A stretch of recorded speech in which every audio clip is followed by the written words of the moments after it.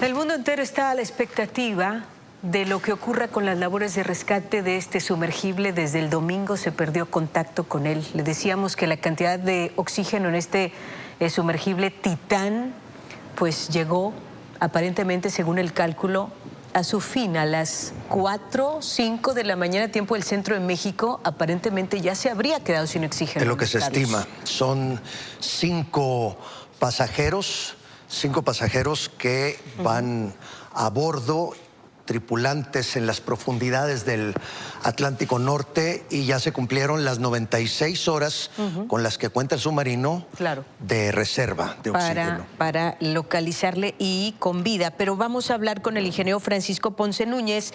Él es técnico académico del área de instrumentación oceanográfica del Instituto de Ciencias del Mar y también limnología de la UNAM. Nos acompaña, es un experto. Muchas gracias por su tiempo, ingeniero. Buenos días. Buenos días. Muy buenos días, Tania, Luis. Buenos días, auditorio. Gracias. Queremos entender, porque todavía pues no es tan explorado el océano. Es decir, hay algunos expertos que dicen que es todavía más fácil explorar el espacio que el océano. ¿Por qué es tan complicado poder encontrar y localizar este sumergible? ¿Es por su tamaño o qué nos puede comentar sobre estas labores de rescate? Bueno, explorar el océano nos ha resultado más complicado principalmente por la presión. La presión de la columna de agua es inmensa, especialmente a esas profundidades. Sabemos que la profundidad promedio del océano es alrededor de 3,5 kilómetros. Eso quiere decir que hay 380 veces, 340 veces la presión atmosférica allá abajo. Es una de las limitantes que no permiten que un ser humano sin apoyo tecnológico pueda ir a esas profundidades. Ahora, también el frío es importante. El agua está helada en la profundidad y el submarino, dicen los expertos, se llenaría de escarcha y estarían ellos teniendo que estar juntos para conservar el calor.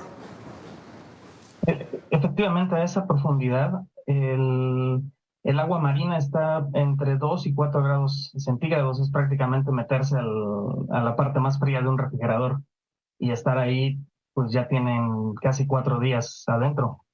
Entonces sí, podría escarcharse. El mismo vapor de agua que ellos exhalan se haría condensación y escarcha en las paredes.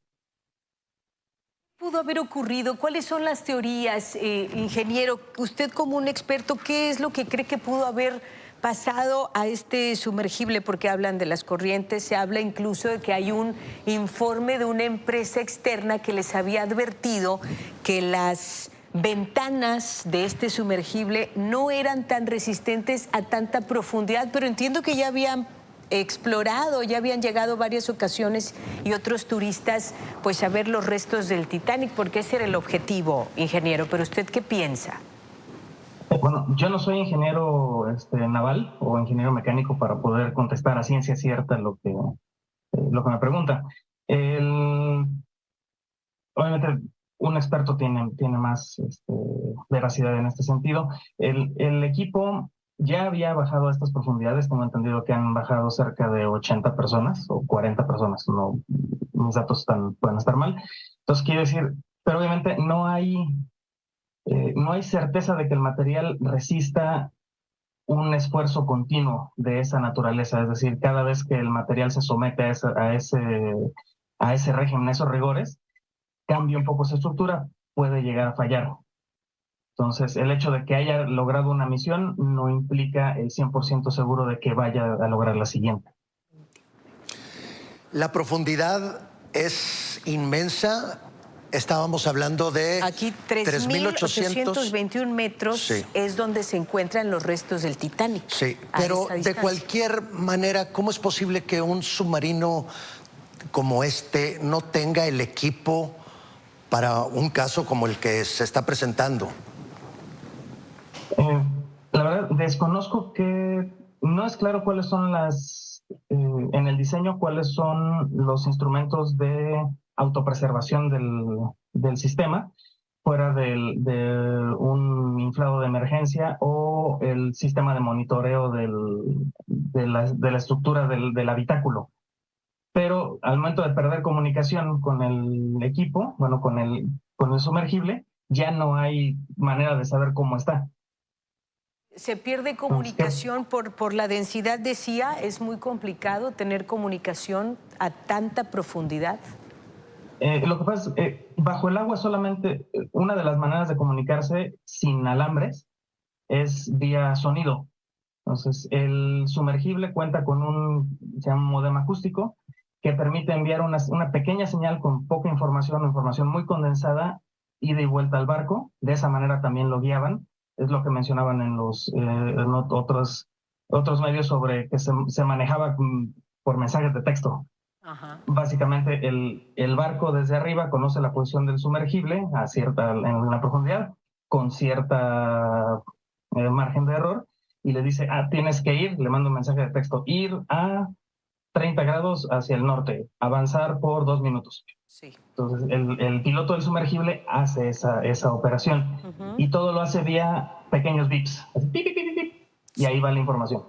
Okay. Entonces, imagínese que está usted tratando de gritarle a alguien que vive a 3,5 kilómetros y tratar de hacerle llegar esa información. Entonces, las probabilidades de que el mensaje se pierda, que el mismo ruido ambiental lo haga imperceptible, son grandes.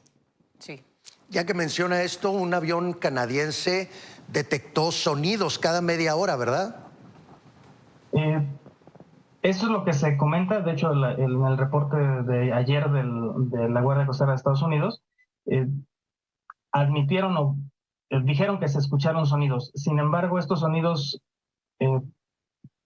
pueden ser muchas cosas. El ambiente marino es sumamente sonoro, aunque no lo parezca. Es muy complejo acústicamente hablando. Es una ruta comercial. Hay muchos barcos que van de Europa a Estados Unidos pasan muy cerca del sitio. Entonces, el ruido de máquinas, el ruido de las mismas olas, dicen que tienen olas de entre 1,5 a 2 metros de altura. Esas olas golpeando contra el casco de los barcos que están ahí producen ruido. Y todo eso lo captan los equipos acústicos que despliegan los aviones, que se llaman sonoboyas. Básicamente ponen un micrófono en el agua tratando de escuchar todo lo que se pueda. Esos datos después se recuperan, se envían vía satélite a un centro de análisis, que creo que lo está haciendo la Marina de los Estados Unidos, y los expertos los analizan, tratan de quitar todo el ruido que conocen y de identificar qué fue lo que realmente sonó. Bueno, pues la esperanza sigue, por supuesto, no se pierde. Están haciendo pues una labor impresionante diferentes países para localizar este sumergible y ojalá que haya buenas noticias a pesar del panorama tan adverso. El ingeniero Francisco Ponce Núñez, muchas gracias por acompañarnos esta mañana y muy buenos días. Un gusto, gracias por la oportunidad. Tengan muy buen día. Al contrario, Gracias, ingeniero, buenos días. gracias.